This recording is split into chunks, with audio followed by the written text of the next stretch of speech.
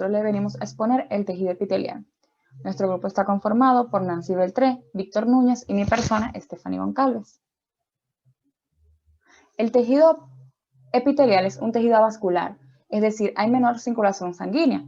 Este tejido está compuesto por las células que recubren las superficies externas del cuerpo y cubren las cavidades internas cerradas, incluyendo el sistema vascular, y los conductos corporales que comunican con el exterior, tales como el digestivo, el respiratorio y genitourinario.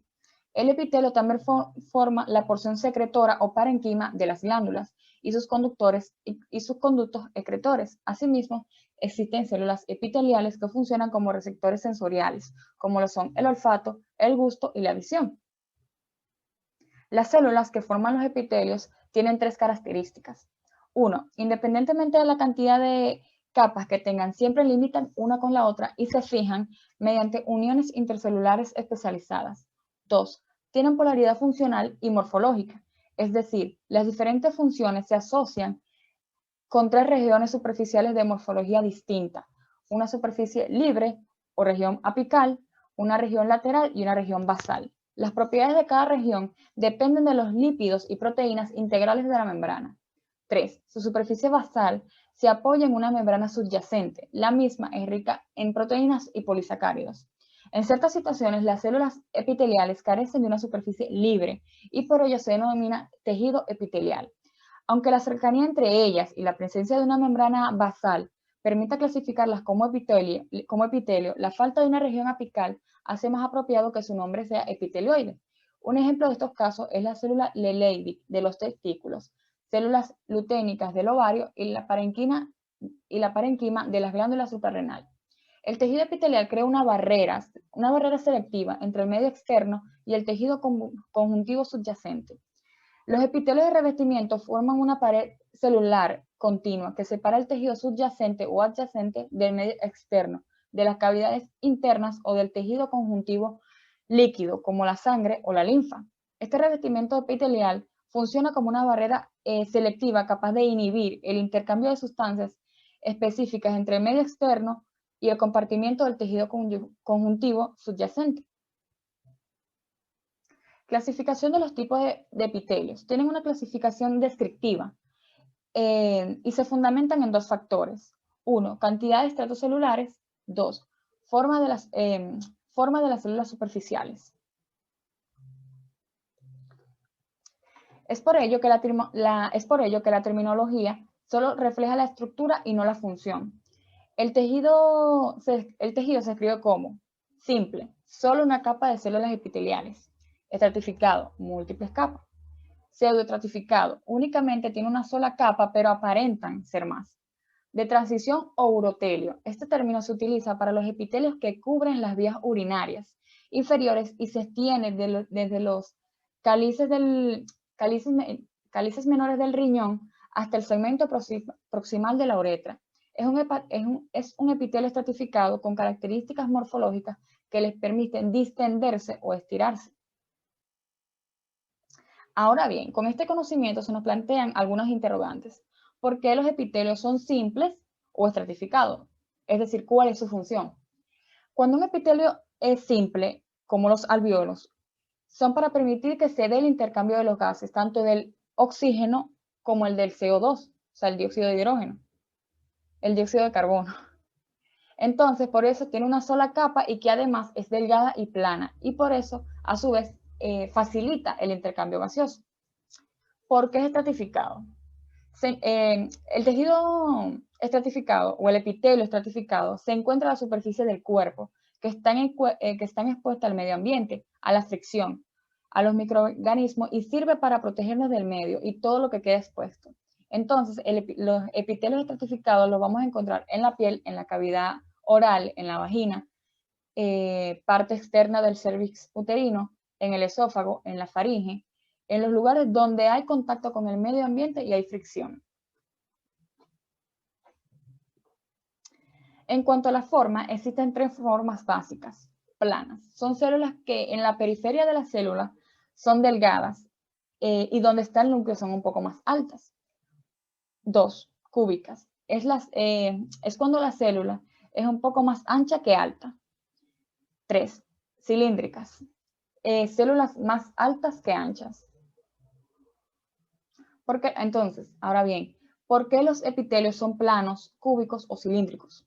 Son planos y delgados para permitir el intercambio de sustancias y son cilíndricos o cúbicos generalmente cuando tienen un citoplasma más grandes porque son epitelios glandulares que producen alguna hormona, moco o ácido, entre otros. Entonces necesita un citoplasma que tenga todos los organelos que van a producir algunas de las sustancias que se necesitan específicamente en esa parte del cuerpo.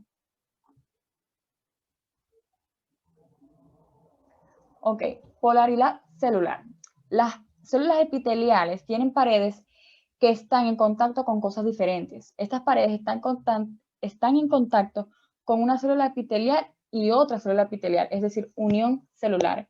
Una de ellas es la pared apical, que está en la pared superior de la célula y tiene contacto con la luz o lumen, y otra diferente que hace contacto con la membrana basal. Cada pared o cada lado de la célula son diferentes, no se expresan las mismas proteínas en todas las paredes. La membrana basal está ubicada en la parte debajo de la célula. Las células epiteliales están separadas del tejido conectivo por la membrana basal. En el tejido conectivo están los vasos sanguíneos. Los tejidos epiteliales no es que no tienen, sino que tienen muy pocos vasos sanguíneos. Entonces se nutren de ellos a través de la membrana basal. A ese tejido conectivo lo llamaremos estroma, que es lo que le da soporte a los órganos. Y a los epitelios, que hacen la función de órganos, le vamos a llamar parenquima. Las caras laterales de la célula también son especiales porque se encargan de mantener unida a la célula. A esto se lo llama uniones celulares. Existen tres tipos de uniones celulares: las ocluyentes, adherentes y comunicantes. La superficie apical de la piel, epidermis, tiene características especiales y es que posee una capa de queratina para darle mayor fuerza y resistencia, porque la piel es lo que está en mayor contacto con el medio ambiente. Gracias. Lo dejo con mi compañero Víctor.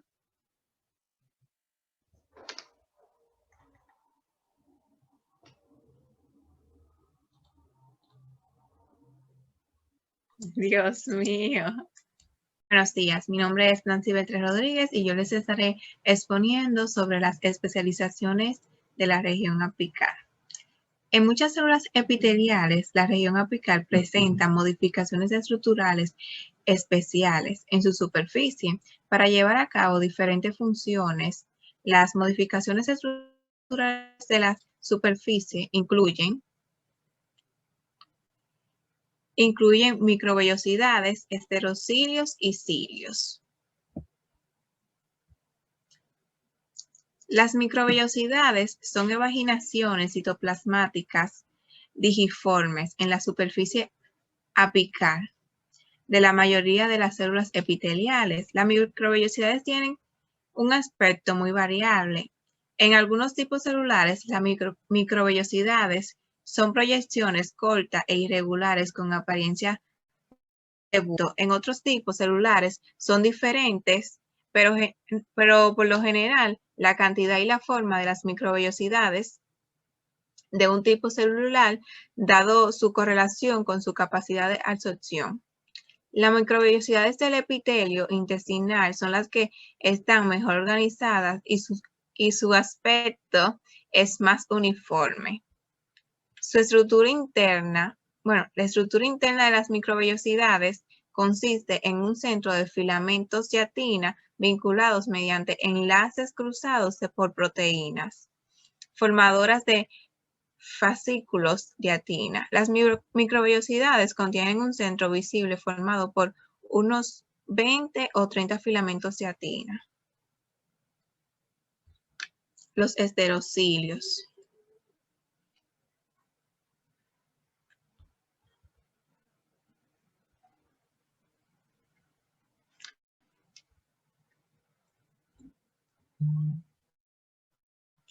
Los esterocilios son microvellosidades inmóviles de una longitud extraordinaria. Los esterocilios se desarrollan a partir de microvellosidades por adición lateral de filamentos de actina al fascículo de actina, así como el alargamiento de los filamentos de actina.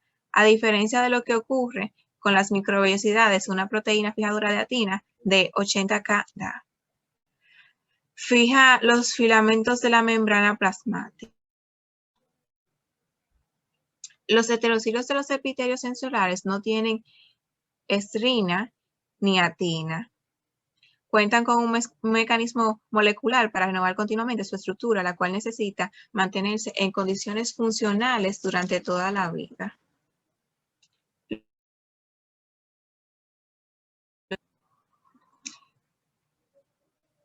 Los cilios son modificaciones superficiales comunes que se encuentran en casi todas las células del organismo. Son evaginaciones de la membrana plasmática apical que tienen el aspecto de pestañas y poseen un azonema. La estructura interna formada por microtúbulos en general, de acuerdo a sus características funcionales, los cilios se clasifican en cilios móviles, cilios primarios o cilios nodales. Los cilios móviles. Estos aparecen en grandes cantidades en la región apical en las células epiteliales. Los cilios móviles y sus flagelos poseen una organización azonémica 9+2, típica con proteínas motoras asociadas con los microtúbulos. Los cilios primarios o monocilios son proyecciones solitarias que se encuentran en casi todas las células eucariotas. Monocilio implica que suele haber un solo cilio por célula. Los cilios primarios no tienen movilidad debido a una organización diferente de los microtúbulos en el azonema y a la falta de proteínas motoras asociadas con los microtúbulos. En desarrollo son indispensables para la morfogénesis testicular. Los cilios nodales. Los cilios nodales se encuentran en el disco embrionario bilaminar durante la etapa de gastrulación. Están concentrados en la región que rodea al nódulo primitivo, de ahí su nombre de cilio nodal. Los cilios móviles son capaces de mover líquido y partículas a lo largo de las superficies epiteliales. Los cilios móviles poseen una estructura interna que les permite el movimiento.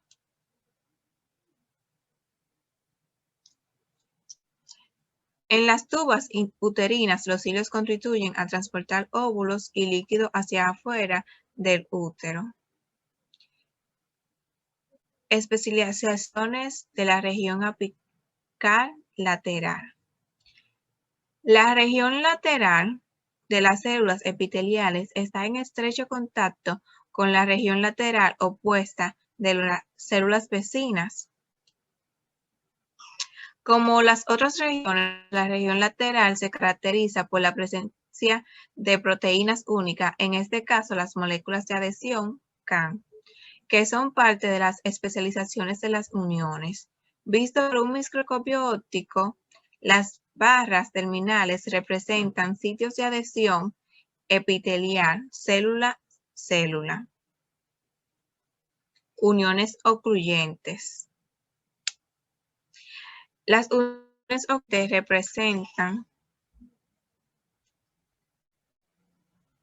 representan el componente más apical.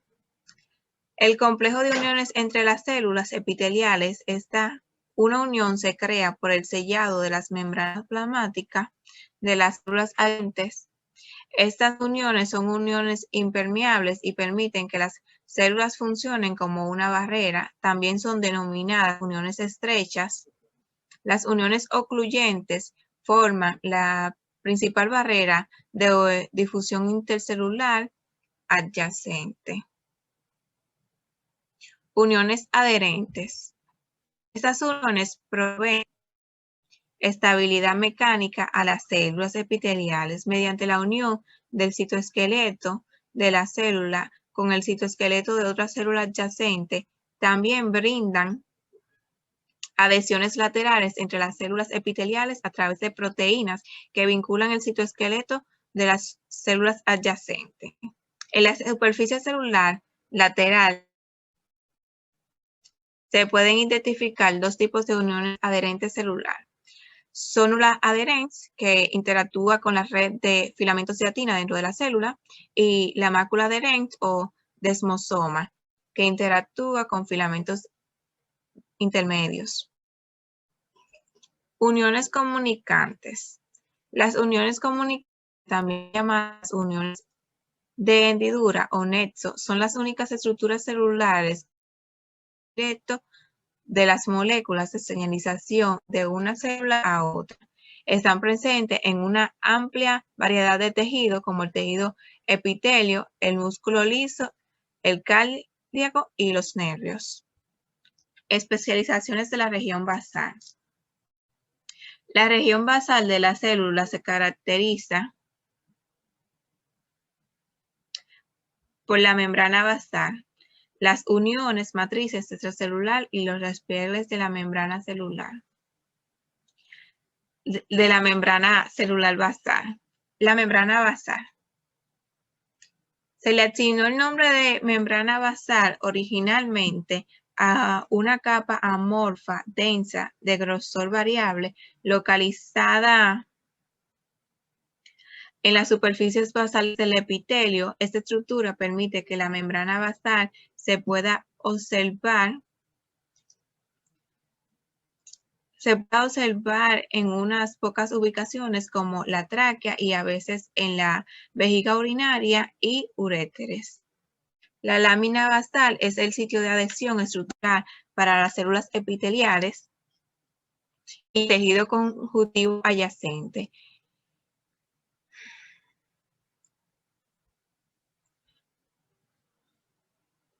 Las principales uniones adherentes son adhesiones focales, las hemidesmosomas y uniones célula matriz extracelular. La organización de las células en el epitelio dependen del soporte que brinda la matriz extracelular sobre lo que descansa la superficie basal de la célula. Gracias.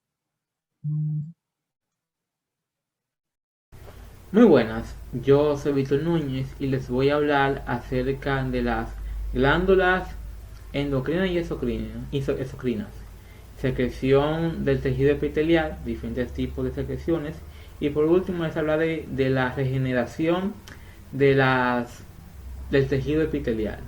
Bien, podemos mencionar que existen dos tipos de glándulas,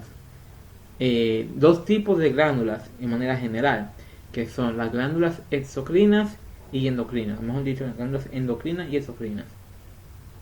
Las glándulas endocrinas son aquellas que no poseen un sistema de conductos, sino que secretan sus productos en el tejido conjuntivo directamente al torrente sanguíneo, por lo que va directamente a la sangre. Esto quiere decir que va a alcanzar más rápidamente su absorción. Este tipo de absorción se les conoce como de absorción, en las que lo hacen de esta manera, se conocen como células de Diana. Las glándulas endocrinas, ¿verdad? Cuando por lo general ese tipo de absorción, al igual también se llaman hormonas, las que absorben ese tipo de sustancias. Tenemos para mencionar también las glándulas exocrinas, que esas secretan sus sustancias hacia el exterior del tejido epitelial, por lo que al extraerlo no cambian su contenido. Eso quiere decir que la composición química de las células no cambia, ni su forma, podemos mencionar como un tipo de secreción, dígase por ejemplo, eh, qué sé yo, la saliva se puede mencionar, como también el sudor, la misma sangre, que si bien no es una secreción, sino una especie de líquido, y quizá la pus se puede mencionar como un tejido que brota por el tejido epitelial cuando hay una ruptura del mismo, o la misma sudor, que es que cuando el cuerpo se eleva su temperatura corporal, este intenta de recuperar su temperatura, volviendo a unos parámetros normales. Entonces, entre la brisa y el agua que esparce, que despide el cuerpo mediante el sudor, este se refresca. Muy bien. El siguiente tema es la secreción de glándulas en el tejido epitelial. Existen tres tipos de secreción, que son la secreción marócrina, secreción apócrina y secreción holócrina. La primera secreción, que es la merócrina, consiste en que los productos son transportados hacia una vesícula, limitados por membrana. Esta membrana es la membrana plasmática y vamos a decirlo así, que es el método más común de un tipo de secreción. Ese contenido de membrana es transportado en el proceso de exocitosis. Luego le continúa la secreción apócrina, que consiste en la liberación de productos segregados en la porción apical de la célula, la parte baja de la célula, parte baja.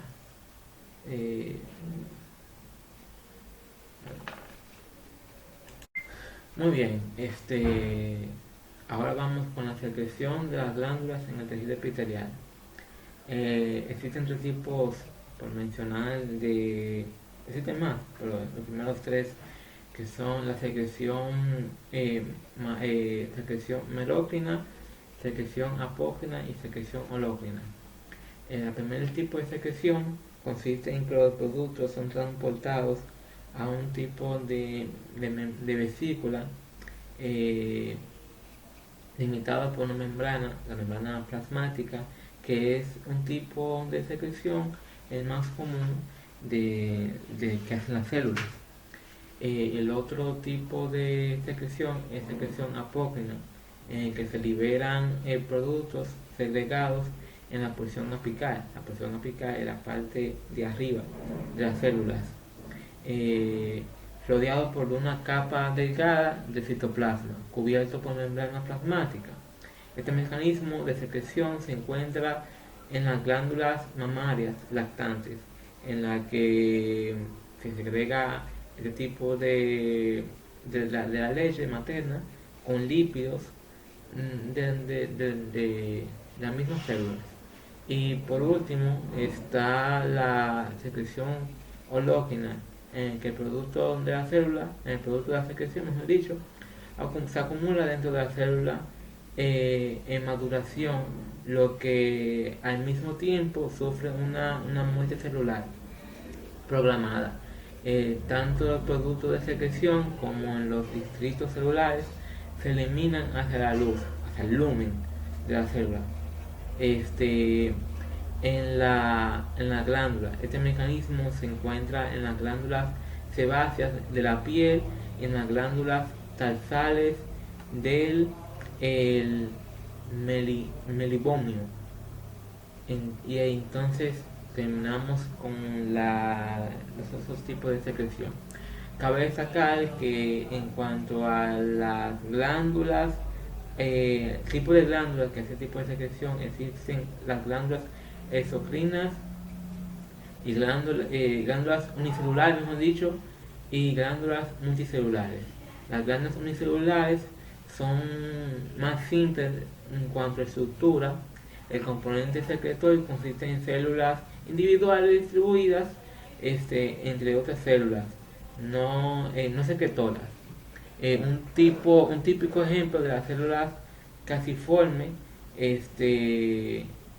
son de las células secretoras de moco ubicados en las glándulas acá de la nariz que secretan moco cuando hay un tipo de un patógeno o algo que le produzca alergia, que se acumula ese tipo de secreción llamada moco y es expulsado del cuerpo. Por último está la renovación celular epitelial, en la que están los epitelios superficiales y los epitelios de glándulas, de glándulas simples. Estos pertenecen a la población de renovación de células continuas.